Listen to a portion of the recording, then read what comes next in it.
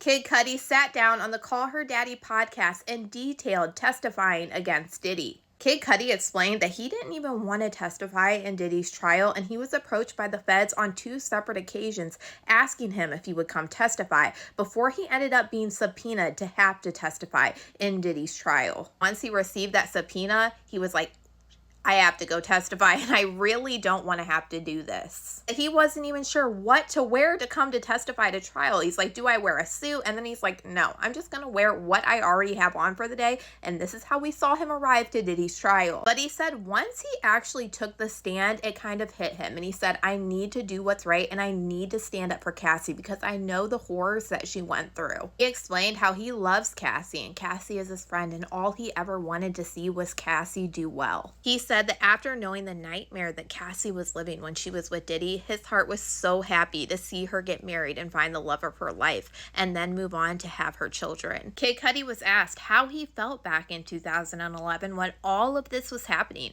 when he was dating Cassie, when he alleged that his car was caught on fire by Diddy and his house was broken into. Kid Cudi said at the time it was wild, and he honestly couldn't even believe that it was real. He said during this time he was already someone that kept to himself and he had no trust in the music industry. But he said this incident made it even worse, and he continued to basically just keep to himself. And I love that Kid Cudi is giving us these details because his testimony is one that will always stick with me. The fact that we know that he was approached 2 times by the government to testify against Diddy, and he said no. And then he was left with no choice but having to get up there on this stand, look Diddy straight in the face, and detail some of the most horrific things that he went through in his life, like his car getting set on fire, like his house getting broken into, and his dog being hurt.